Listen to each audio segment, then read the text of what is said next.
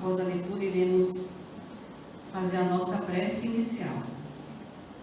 No capítulo 5, perda de pessoas amadas, mortes prematuras. Item 21.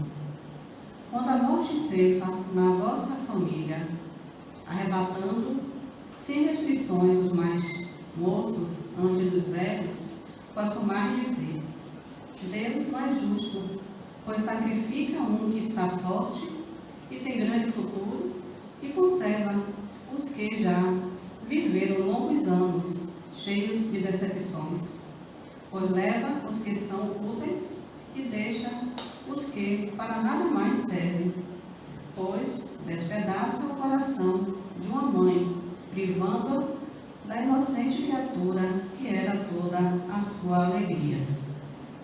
Humanos, é nesse ponto que precisais elevar-vos acima da terra, acima do terra à terra da vida, para compreenderdes que o bem, muitas vezes, está onde julgais ver o mal, a sábia previdência, onde pensais divisar a séria fatalidade do destino. Porque a vez de avaliar a justiça divina pela vossa, podeis supor que o Senhor dos mundos se aplique, por mero capricho, a vos infligir penas cruéis? Nada se faz sem um fim inteligente, e, seja o que for que aconteça, tudo tem a sua razão de ser. Se percustrasseis melhor todas as dores que vos advêm, nelas encontrariais sempre a razão divina, razão regeneradora, e os vossos miseráveis interesses se tornariam de tal secundária consideração que vos atirarias para o último plano. Após tanta alegria, né? E consolo e conforto nessa abertura do nosso trabalho, diante de item tão significativo para a nossa realidade, vamos assim elevar os nossos pensamentos, juntamente com o nosso irmão palestrante, que já está também aqui ao lado, está vibrando conosco, para levar ao alto a permissão divina, buscando a presença dos espíritos amigos que já estão aqui em festa, por poder contar conosco, felizes de ver esse salão conosco, encarnados, e também os nossos irmãos desencarnados que se encontram aqui, ávidos como nós, espíritos encarnados, para ouvir a palavra que vem do alto. Que Jesus possa assim envolver o nosso irmão Edivaldo, para que ele possa trazer tudo o que ele estudou para compartilhar conosco. Ser conosco, Jesus, que o vosso doce olhar paire sobre esse recinto, nos envolvendo, hoje e sempre. Que assim seja.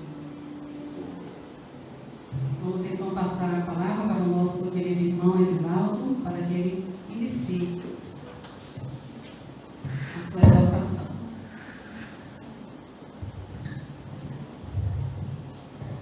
Obrigado a todos. Uma boa tarde aos que estão aqui conosco nesse momento, aos que vão continuar acompanhando esse trabalho de tema tão importante, estudando ao livro Viana de Carvalho, Atualidade do Pensamento Espírita. A doutrina espírita é uma doutrina, como disseram os próprios espíritos, que acompanha o progresso, né? Acompanha a atualidade de todas as informações que vêm ao longo dos tempos, para que nós possamos realmente acompanhar uma doutrina moderna e atualizada. Então ele deu o título a esse livro, Atualidade do Pensamento Espírita, mostrando que as informações que foram trazidas há mais de 165 anos para nós continuam sendo atualizadas, esclarecidas, para que nós possamos acompanhar. Principalmente os momentos que são diferenciados, né? Nós não estamos mais em 1857. Nós estamos em 2022, vivendo outras experiências que naquele tempo não aconteceram. Então, para o tema da tarde de hoje, nos foi permitido estudar sobre obsessão e desobsessão. Então, nunca é demais lembrarmos aqui o conceito que a doutrina dos Espíritos nos traz. Que sabemos que a obsessão é o domínio que alguns espíritos logram adquirir sobre certas pessoas. Nunca é praticada senão pelos espíritos ainda imperfeitos, que procuram dominar. Então, quando ele coloca no estudo ainda imperfeitos, é porque nós sabemos que todos nós fomos criados para o mesmo fim, que é a perfeição. De modo que nenhum espírito vai ficar sem se aperfeiçoar, sem desenvolver as potencialidades divinas que estão inerentes em nossa própria condição. Então, a obsessão é um domínio, é uma vexação, é um incômodo de que alguns espíritos logram alcançar sobre certos outros e que existem em vários campos da nossa vivência. Quando falamos de obsessão, lembramos somente da de desencarnado para encarnado.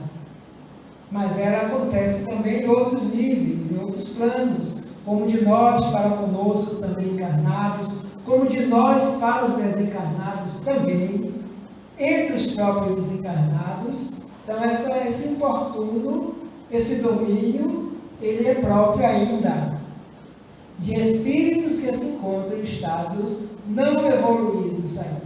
E Kardec tem a oportunidade de dizer que em torno do planeta Terra, onde nós habitamos, pululam vários espíritos da mesma categoria que nós. Que quando nós nos reformarmos, nos aperfeiçoarmos, consequentemente, o plano espiritual do planeta Terra, desencarnado, terá outro nível, moral, intelectual, fraterno, amoroso. Por isso estamos no esforço de aprender, evoluir e melhorar cada um de nós no processo. E essa obsessão ela tem várias fases. Estudando a doutrina, acompanhando todo o processo que os Espíritos trouxeram, o desenvolvimento dos médios que vieram depois, após Kardec e a equipe, vem nos mostrar que existe uma obsessão que é chamada de simples. Que a primeira fase é aquela em que o obsidiado apresenta a consciência da influência do espírito menos elevado espiritualmente, ou seja, um espírito enganador. E por este, por sua vez, não disfarça seus interesses, intenções, desejos e vontades. Esse tipo é muito comum entre nós, devido ao quê? Ao estado atual de nossa evolução. Por que é muito corriqueiro? É uma fase simples, como o próprio nome diz, é uma fase que acontece com todos, porque todos nós pensamos, agimos e atuamos, e somos também espíritos. A grande diferencial é que nós estamos encarnados. Muitas vezes um pensamento que nos chega, a gente dialoga pensando que estamos pensando. E podemos estar dialogando com algum espírito bem próximo a nós numa fase simples. Assim como a fase é simples, esse desligamento pode também ser feito de uma forma também simples, através de uma leitura saudável, quando o indivíduo tira sua mente daquela sintonia, através de uma mensagem elevada, através de uma doutrinária, através de um passe, porque a equipe espiritual, como bem disse a nossa irmã, está atenta e trabalhando em todos os lugares. Porque o espírito ele tenha menos elevado, ou seja, enganador, e este, por sua vez, ele não disfarça seus interesses para com aquele indivíduo. Intenções, desejos voluntários. Então, o indivíduo vai se esforçar para sair dessa sintonia simples, para que mais tarde ela não se torne mais aguçada e mais difícil de ser tratada às vezes. Na segunda fase, a obsessão por fascinação. As consequências são mais graves neste estágio. É uma influência suave, imperceptível, porém traiçoeira, em que os espíritos exercem interferência de ideias, de pensamentos e sentimentos negativos sobre o indivíduo que controla. Os pensamentos da pessoa, de forma que ela não consiga ajudar suas próprias ações e atitudes. está fascinado. Como toda obsessão decorre de imperfeição moral, nesse caso aí nós podemos estar fascinados com tudo que nós fazemos. O que eu faço é melhor do que os outros. Eu faço sempre bem. Eu faço sempre. Então, de repente, eu estou sintonizando com alguém que tem o mesmo interesse de jogar essa minha fascinação lá para cima. E aí não percebo, vem alguém me dar um conselho, ele volta, não é por aí. Não, você não tem condições de julgar coisas tais. Então, entende como é a fascinação? O indivíduo está deslumbrado, está fascinado. E não é difícil de encontrar ainda entre nós, porque nós ainda sabemos que estamos no estágio evolutivo, em processo. Ainda não conseguimos desenvolver todas as potencialidades. Por isso que eles dizem, são mais graves as consequências desse estágio, é uma influência suave, imperceptível, porém traiçoeira, porque aquele que está exercendo está sabendo exatamente qual é o foco que ele está dominando para poder importunar aquele indivíduo que não se dá conta que está sendo importunado. Geralmente quem percebe são os que estão de fora. Os que acompanham se convivem, mas fulano está deslumbrado demais. Pode ser uma coisa deste tamanho, um deslumbre imenso. Então são os conselhos e muitas vezes os indivíduos, quando estão nesse processo, o que eles fazem? Eles fogem daquele grupo. As obras da doutrina espírita têm cheio de casos assim, que os irmãos chamavam para aconselhar, o indivíduo não queria ouvir conselho. Sai dali, forma um outro grupo, fascinado, e são atraídos também pelos fascinados. Então é um tipo também de obsessão. E nessa segunda fase nós passamos a que ele chama de terceira fase. Repare que gradualmente está aprofundando o estágio. Subjugação. A vontade é totalmente paralisada, ou seja, o espírito obsessor, aquele que incomoda, aquele que importuna, que encontrou casa para importunar, para incomodar, toma conta da mente, dos atos e sentimentos em todos os graus, controlando assim as vontades do indivíduo.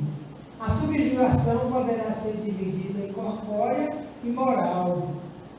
Allan Kardec traz casos no livro dos médios que o indivíduo era obsidiado, subjugado corporalmente, quando na rua, em determinado momento, ele se ajoelhava na rua, fazia aqueles escândalos que chamavam a atenção de todos. Então, o domínio corporal da vontade, agindo flexão do indivíduo, e moral, quando ele assedia de tal forma que o indivíduo vai tendo outras condutas. Subjugação, totalmente paralisada. Então, esses casos aí vão se aumentando ao decorrer do tempo, quando o indivíduo não se dá conta e não busca o tratamento necessário, no caso, oferecido pela doutrina espírita. Porque na doutrina espírita, quando chegamos com qualquer importuno de obsessão, ambos são atraídos, ambos são atendidos, ambos são vistos como espírito e como irmãos em processo de evolução. Não existe aquele afastar o incômodo ou o encosto, muito pelo contrário. Na verdade, então, na casa espírita, como Jesus nos ensina, todos somos acolhidos, encarnados, desencarnados, para um tratamento e para um atendimento. Na quarta fase, que é chamada de possessão, já subjugou, agora toma posse.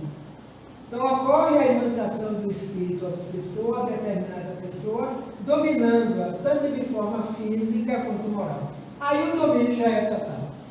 O indivíduo vai ter que resgatar sua vontade, sua perseverança, sua fé, para que o tratamento possa surtir o efeito desejado.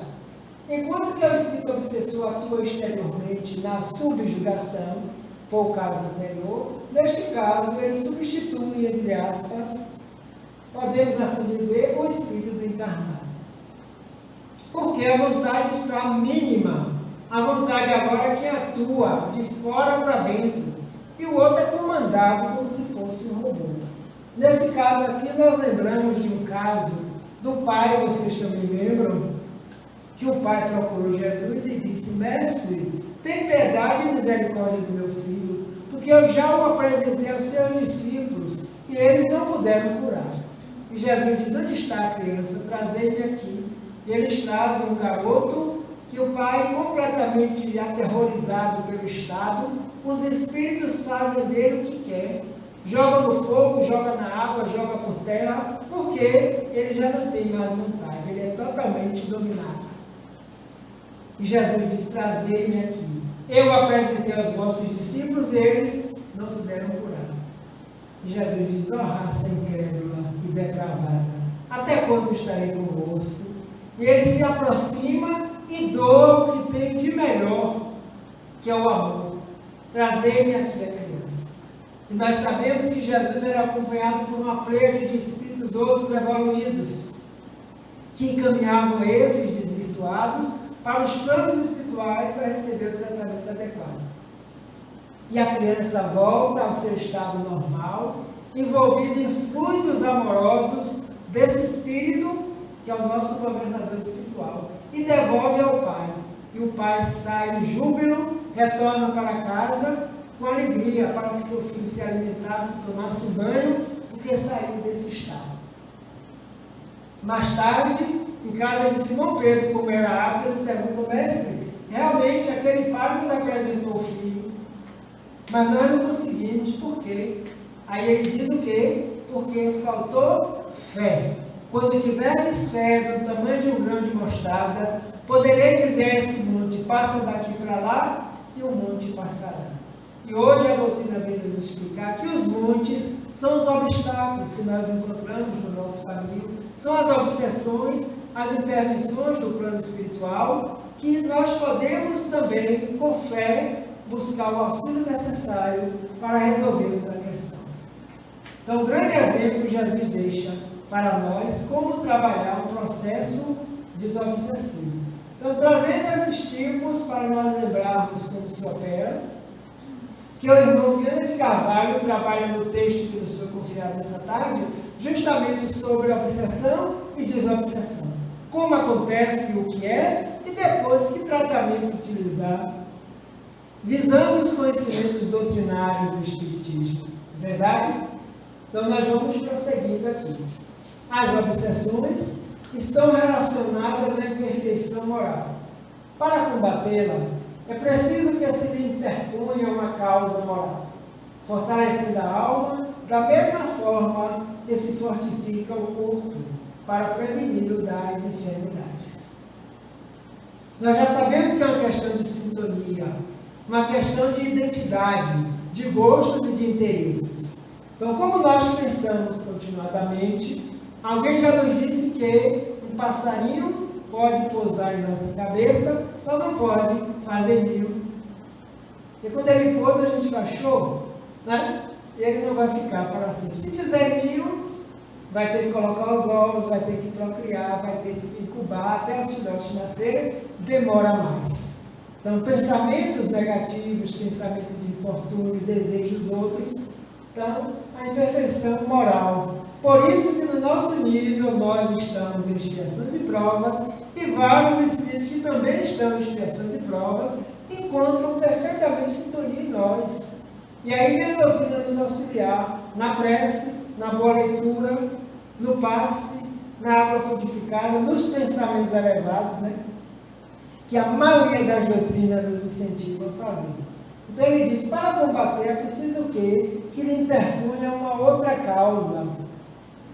Já que é fraqueza, imperfeição moral, é preciso que a alma se fortaleça como autoconhecendo-se, para que nós possamos trazer o que temos de bom e de melhor em nós, que nós sabemos que temos, e cuidar. Pegar esse tesouro que está escondido aqui dentro e botar para elevação, para que ele possa realmente ser elevado e sublimado. Viana de Carvalho, através de Divaldo Franco, na psicografia, a síndrome obsessiva, no entanto, revela a presença da faculdade mediúnica naquele que sofre o constrangimento espiritual dos maus espíritos. Temporariamente estão maus, mas não vão permanecer assim. Pois estes somente a exercem como expressão de que? Da ignorância e loucura de que se fazem objeto. Infelizes que também são dos propósitos que alimentam e nas ações que executam. Então, sintonia, todo obsidiado é um médium, mas não é necessário que todo médium seja obsidiado. Porque houve sintonia, captou, a porta estava aberta. Como ele diz ali, a síndrome obsessiva, no entanto, revela a presença de quê? Da faculdade mediúnica daquele que sofre constrangimento. Obsidiado, no caso, é o termo que a doutrina utiliza. Obsessor que incomoda, obsidiado, aquele que se sente incomodado.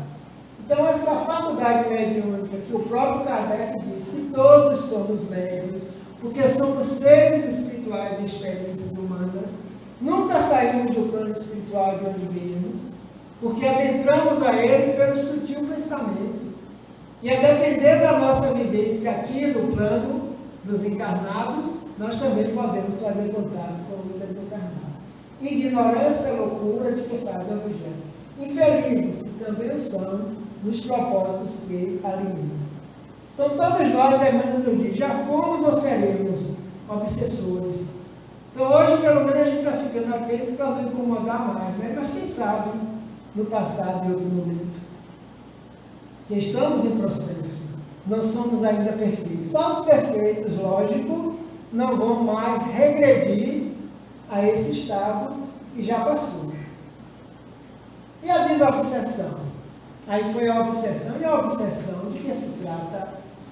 É um tratamento, segundo a doutrina espírita, de pessoas que estejam sofrendo de prejudicial interferência por espíritos, encarnados ou desencarnados. A desobsessão trata ambos, como eu disse aqui. Quando falamos em obsessão, pensamos logo em um desencarnado para o encarnado. Mas quantas vezes os encarnados obsidiam-se entre si? E têm o domínio nas suas relações. É uma obsessão, é um incômodo. Então é preciso tratar o apego, por exemplo, ser dono de alguém. Dizer, se fulano não for feliz comigo, não será com ninguém.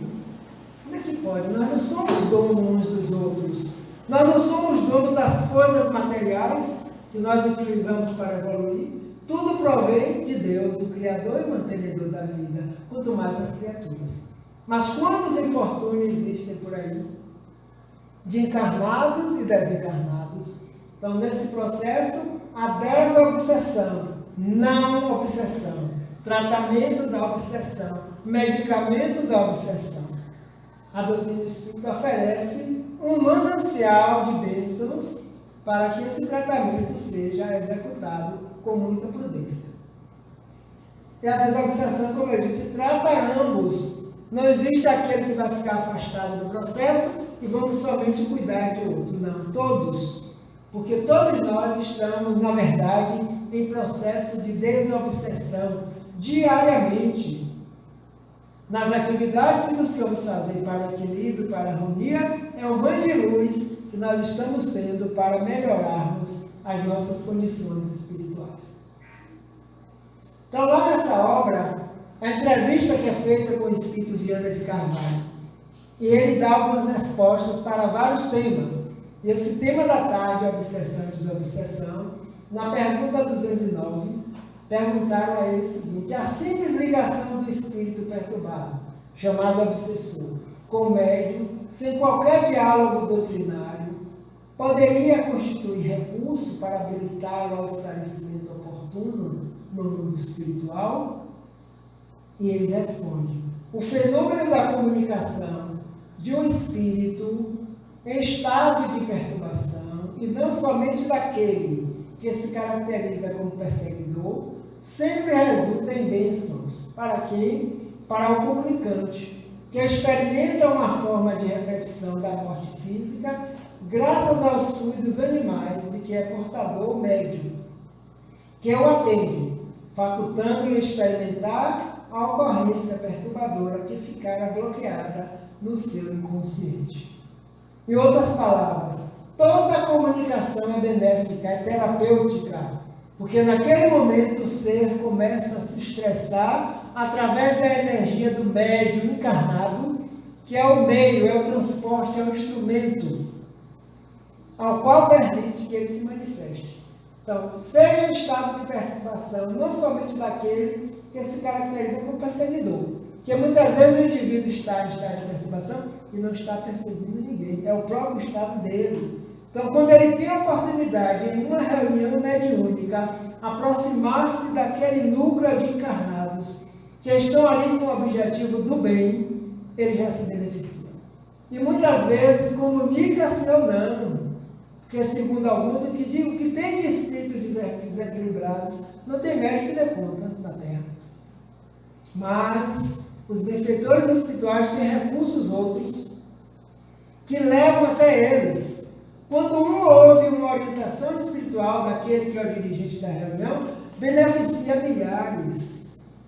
Certa feita, ouvi um espírito dizer, se não me engano, na literatura espírita, ele chegava numa reunião perseguindo, estava chateado e querendo vingança e coisas e tal. Várias vezes participou dessa reunião, até que depois de muitas vindas e vindas a esse grupo, ele disse, vocês conseguiram me auxiliar. Mas eu vou dizer uma coisa, o que conseguiram me auxiliar não foram as palavras que vocês trouxeram, foram os sentimentos que vocês emanaram aqui no grupo.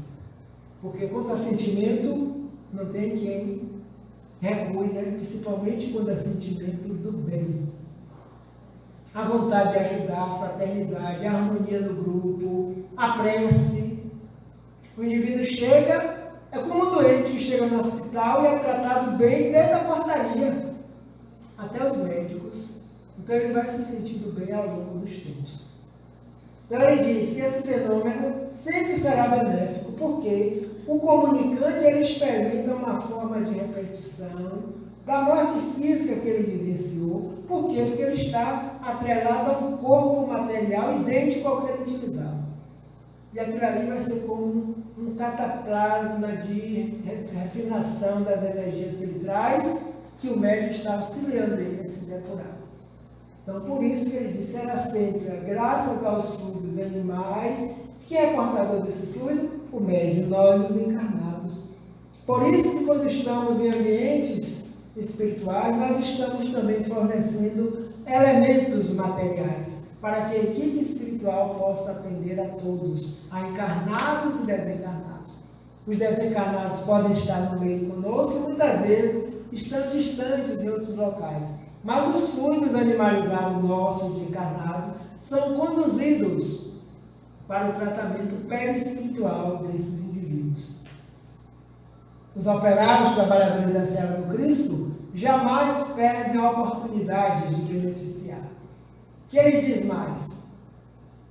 Atende, facultando-lhe experimentar a ocorrência perturbadora que ficara bloqueada no seu consciente. Quando ele experimenta, é um despertar. É um choque. Contato com o médium, muitas vezes o espírito não diz nada, mas chegou no campo mediúnico, chegou no campo energético material, é um choque. E já sai dali, não sendo o mesmo quando chegou. Então já é benéfico. Essa é a resposta que o nosso irmão nos traz para a compreensão.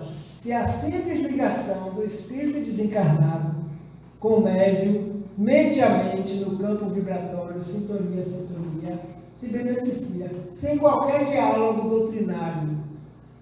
Que muitas vezes o espírito não quer dizer nada, não quer falar nada, chega ali e ali permanece, em silêncio, só apenas captando e sentindo as energias daquele ambiente. Então ele diz que esse fenômeno está não somente para quem está perseguindo, sempre resulta em bênçãos. Quando houver esse desligamento, o indivíduo sairá de lá beneficiado. E ele continua dizendo, face a esse resultado, os benfeitores espirituais dispõem de melhores possibilidades para oferecer esclarecimentos indispensáveis à paz e ao equilíbrio.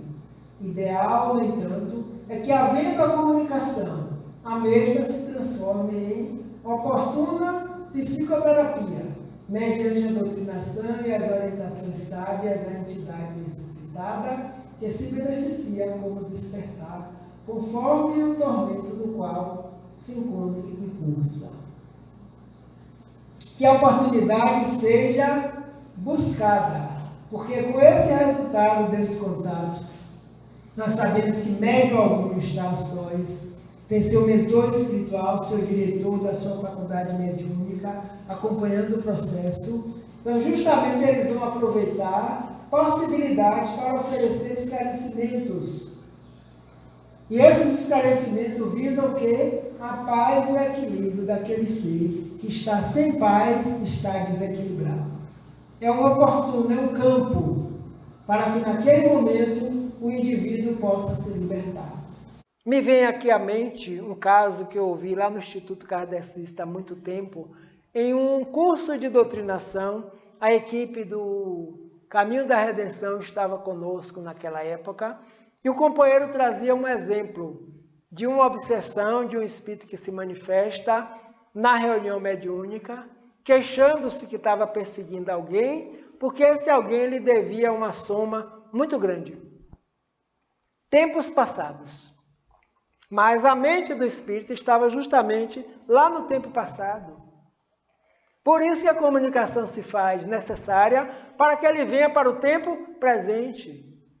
E disse mais, ao decorrer do processo, ele disse para o coordenador da mediúnica: e eu que não vou sair daqui do médium enquanto não me pagarem o que eu me devo. E agora, imagine vocês. E aí ele teve um insight, ou seja, nada mais do que uma inspiração, da equipe espiritual que estava dirigindo o trabalho. Ele pegou a carteira e pegou todo o dinheiro que tinha na carteira e deu para o espírito. O médium pegou e ele disse: agora eu vou embora. E aí se desligou. Mas o que é que acontece com o dinheiro? O dinheiro ficou. Minutos depois, o espírito novamente tomava a faculdade do médium chorando. E ele perguntava por quê. O dinheiro eu não consegui levar, ficou aqui. Aí foi a oportunidade que os benfeitores espirituais encontraram para dizer para ele que aquele dinheiro já não servia mais. Ele estava agora no plano espiritual dos desencarnados e o dinheiro que ele levaria lá era justamente a sua reforma interior. E aí ele aproveitou o momento e continuou o diálogo, o esclarecimento, através das informações que a doutrina nos dá, para que aquele indivíduo percebesse que ele estava agora desencarnado. E o que havia ficado aqui no plano dos encarnados já não servia mais. A não ser o que nós estamos construindo aqui dentro de nós, que ninguém tira. Porque Jesus nos ensina assim, né? Buscai primeiramente o reino de Deus e sua justiça, que o demais lhe será dado por acréscimo. De quê? Da misericórdia divina. Então é nesse processo aí, é uma psicoterapia. A doutrinação são os esclarecimentos, para que aquele indivíduo permeie a inteligência, perceba o que está sendo trazido e a partir daí ele se liberte de ser um perseguidor e ter uma vida mais tranquila e equilibrada também. A outra questão é 210, que fizeram ao Espírito, dizendo assim: a manifestação inicial de um mentor em reuniões desobsessivas, adotada como norma, não poderia ensejar mistificações? Ou seja, espíritos mistificadores, né, que vêm dizendo mentor e não tem. Eles perguntaram a ele e disse que é norma de algumas pessoas utilizar. E ele responde dizendo que tudo é possível de acontecer, mesmo que não se esteja sob o positivo de normas estabelecidas, dependendo naturalmente da psicosfera criada na sociedade espírita, onde seus membros devem preservar os compromissos morais assumidos. Nós sabemos que tudo é possível. Por quê? Porque nós não somos infalíveis. Nós estamos fazendo esforço para fazer o melhor. Mas, de repente, podemos oferecer uma brecha de um espírito mistificador que possa se apresentar como mentor espiritual. Principalmente quando alguns grupos fazem questão, né, que os mentores se apresentem. E necessariamente eles estão nos bastidores, dando todo o suporte para que as reuniões aconteçam da melhor forma possível, sem precisar se identificarem, como muitos fizeram na codificação. Muitos espíritos nós não sabemos nem quem são. Diz anjo protetor do médium, fulano de tal, um espírito amigo, outros usaram alguns pseudônimos, porque o que importa é o teor da comunicação que aquele ser vai trazer. Então, pergunta adotada como não poderia ser mistificação, espírito enganador, mas tudo é possível de acontecer. Mesmo que não esteja sob impositivo de normas estabelecidas. Então, não são normas estabelecidas. Toda reunião, o mentor tem que vir dar uma comunicação. Não existe. Isso é livre e espontâneo. E quanto mais livre e espontâneo, nós sabemos que ocorre da melhor forma possível, não é verdade? Que nós nem esperamos. E aí vem aquela comunicação que todo mundo precisa para dar firmeza e continuidade ao trabalho. Agora ele nos diz que, desde que o grupo se encontre em harmonia e siga as instruções da entidade mentora dos trabalhos, que se prontificou a oferecer a mensagem inicial das reuniões mediúnicas, tem a mesma responsabilidade a defender, considerando a seriedade do grupo, deve ser defender aquilo. E a qualidade do labor em desdobramento. Então, a responsabilidade é da equipe encarnada e da equipe desencarnada também. Nós sabemos disso.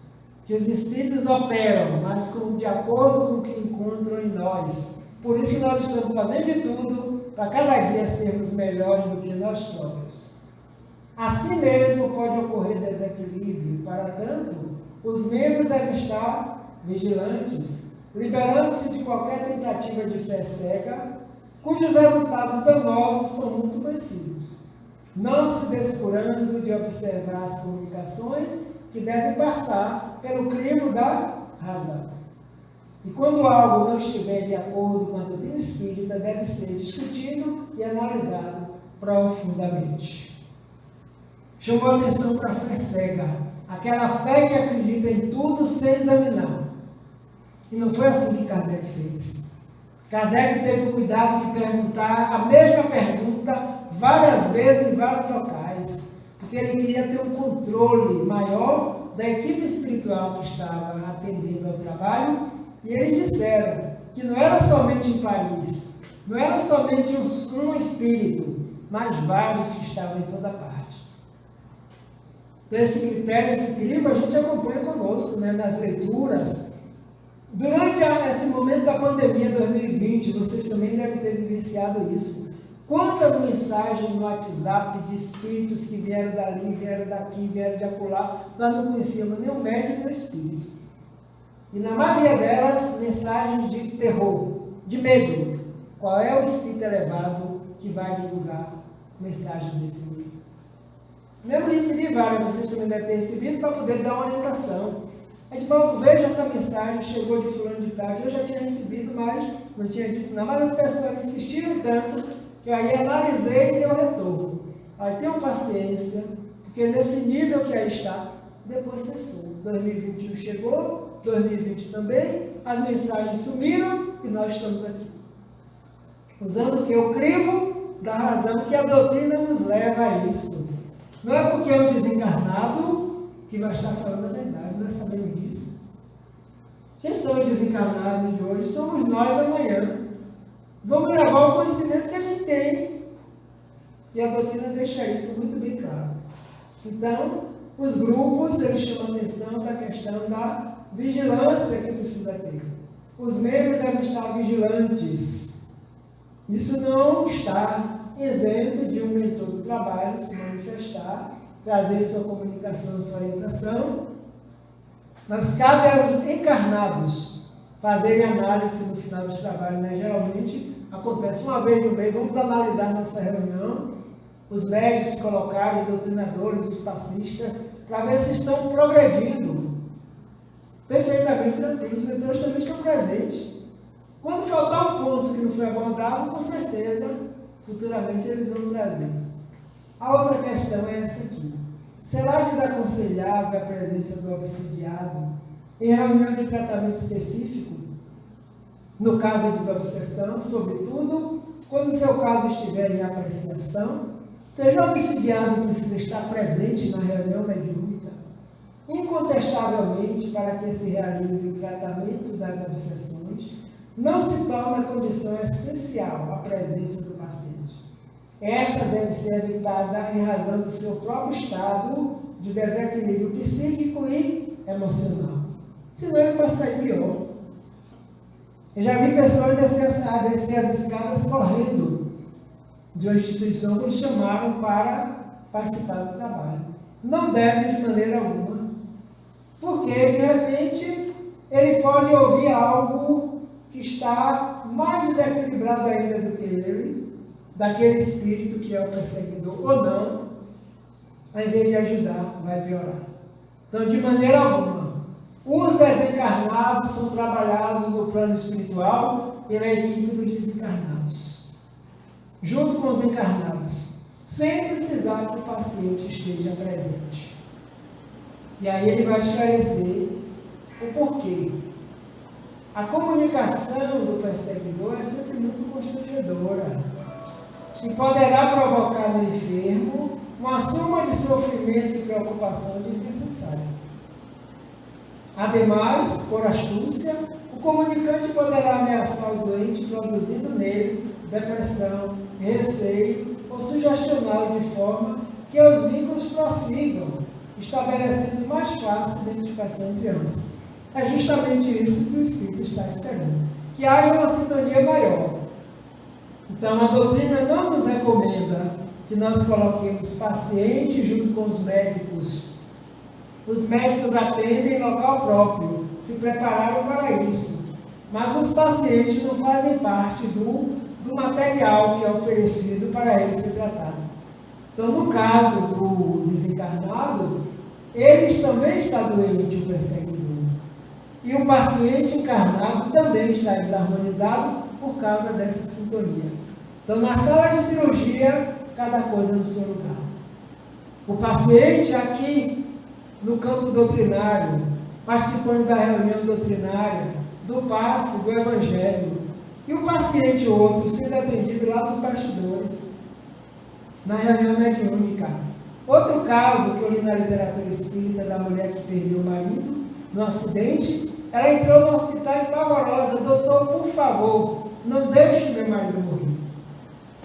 Meia hora depois ele voltou e disse: sinto muito, mas o acidente foi muito grave, foi um acidente de carro, ele acaba de falecer.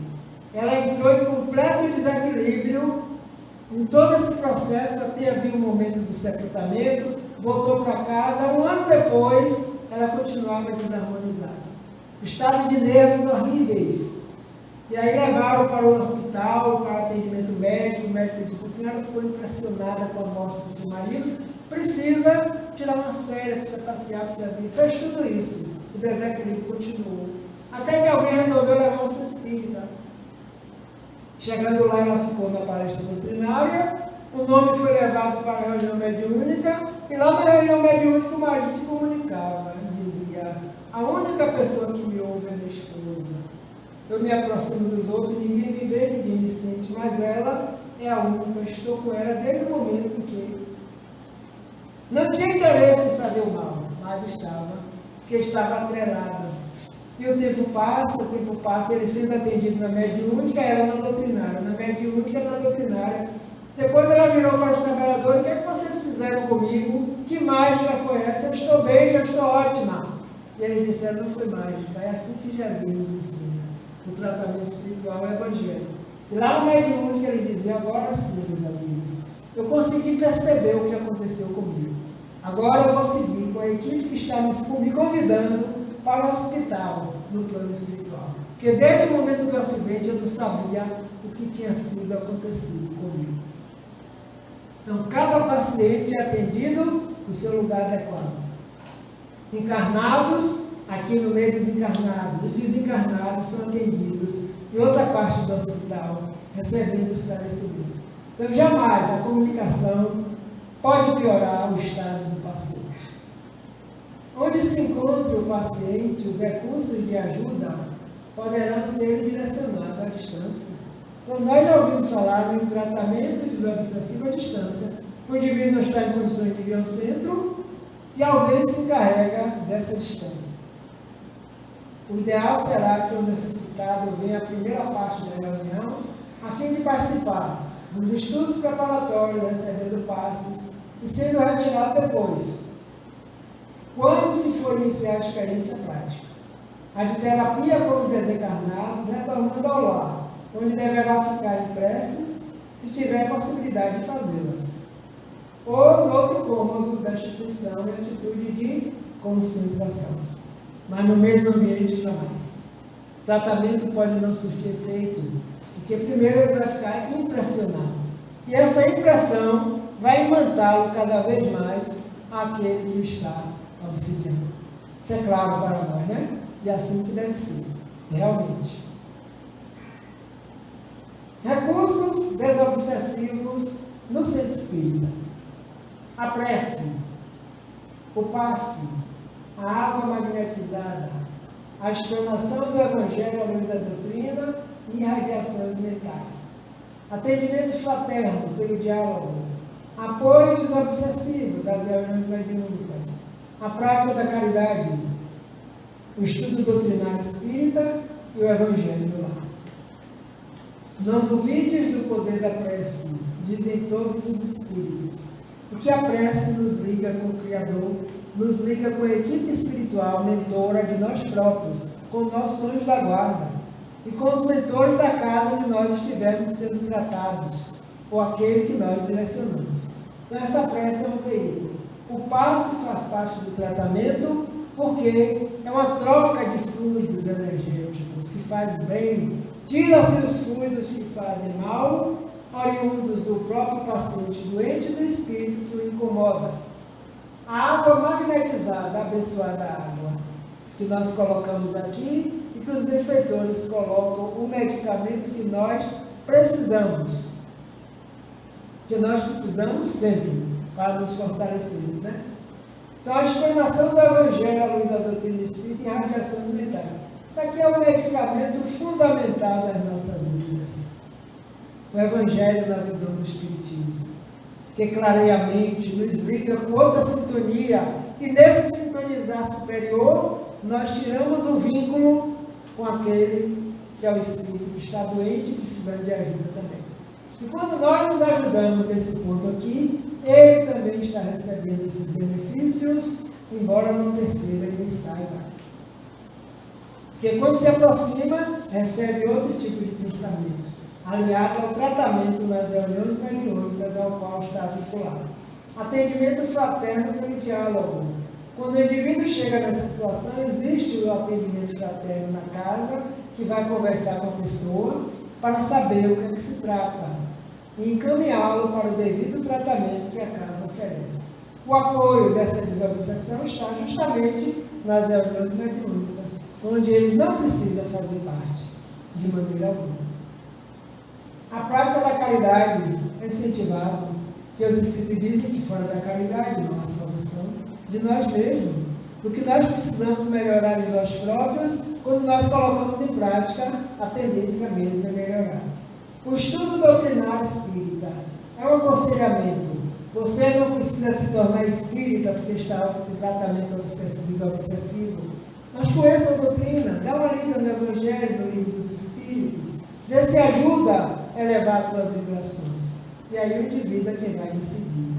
E o Evangelho no lar, dando orientação, sendo ensinado pela equipe da casa, que já faz o Evangelho há muito tempo, falando dos benefícios de que é levar a escola de Jesus para casa, para que todos possam participar. É um banho de luz. É a continuidade do tratamento da casa espírita no lar onde o indivíduo se encontra. Que maravilha, né?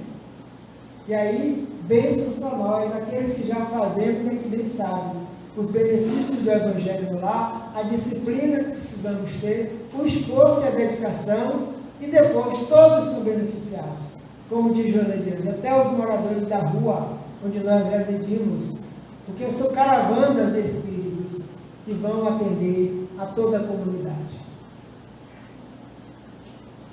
E aqui está o passe, uma emanação de energia, de fluidos, beneficiando o espírito encarnado, através do médium encarnado, que também está sendo assessorado pelos espíritos, que filtram os melhores fluidos para chegar ao paciente e ajudar no seu equilíbrio. No mesmo momento, fluidificam a água, que vai beneficiar, não somente matar a sede, como fortalecer o perispírito, naquele paciente, é o medicamento.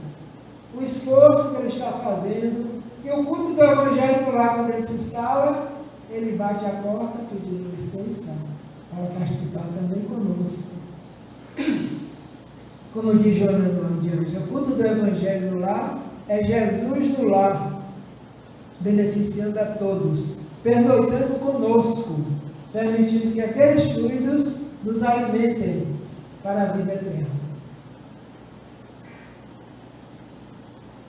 Jesus, por João Evangelista, nos garante: e tudo quanto pedirdes em meu nome, eu o farei, para que o Pai seja glorificado no Filho.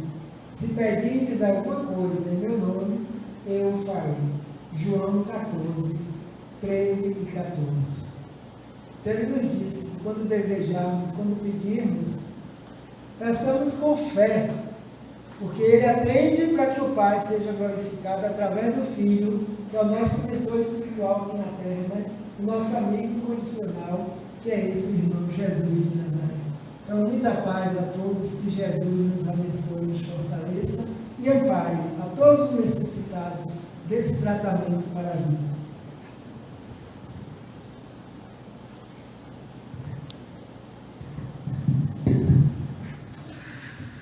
Que assim seja. Queremos assim agradecer ao nosso irmão Edivaldo César pelo trabalho que ele entregou a cada um de nós, encarnados e desencarnados. Sempre bom, né, salientar a presença dos nossos irmãos desencarnados e que constituem, fazem parte, né, para a existência da nossa casa, que nos acolhe há tanto tempo. Vamos então passar para a segunda parte do nosso trabalho.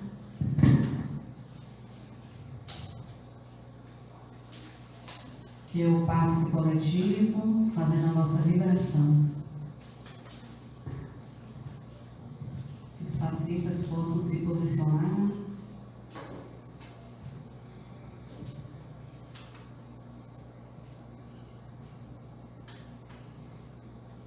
Um coração assim, repleto de gratidão pela sensação que estamos de sermos acolhidos pelos espíritos amigos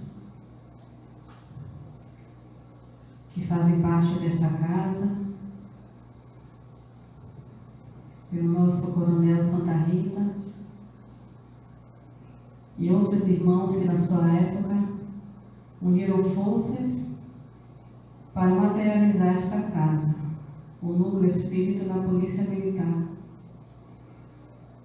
E assim, sentindo as emanações, as vibrações positivas, amorosas, rogando ao alto e ao mesmo tempo agradecendo o Senhor, expressando a nossa gratidão de termos sentido o trabalho que aqui foi realizado.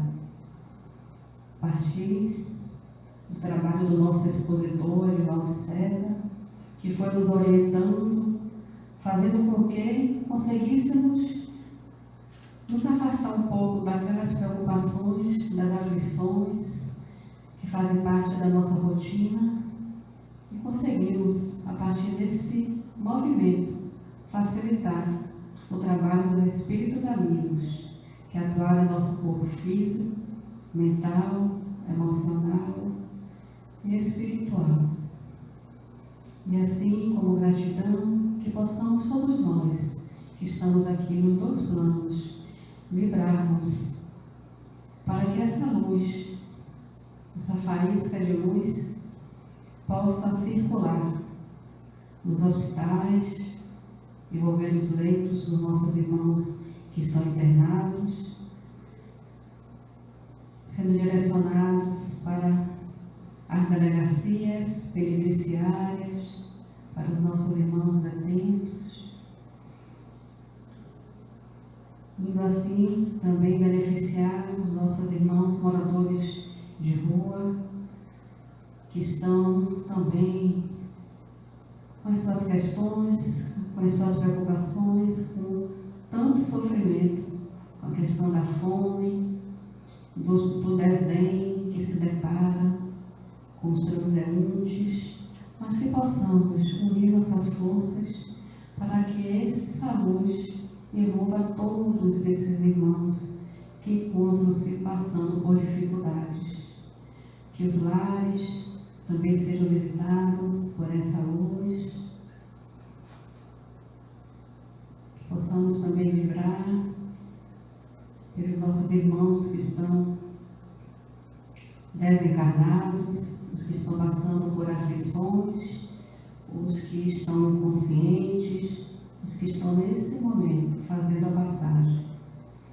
Que possamos, como gratidão, manter a nossa vibração em parceria com a equipe espiritual.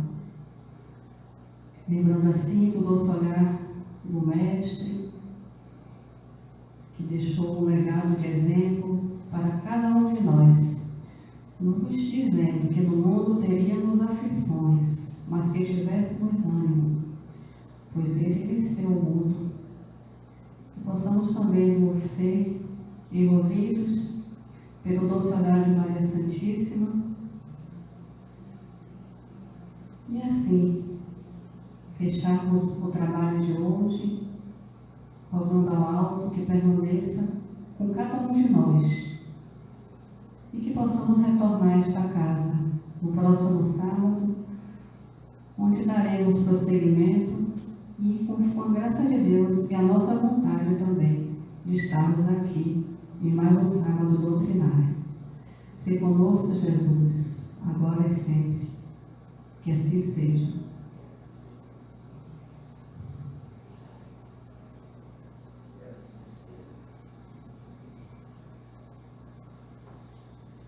Muita luz e muita paz.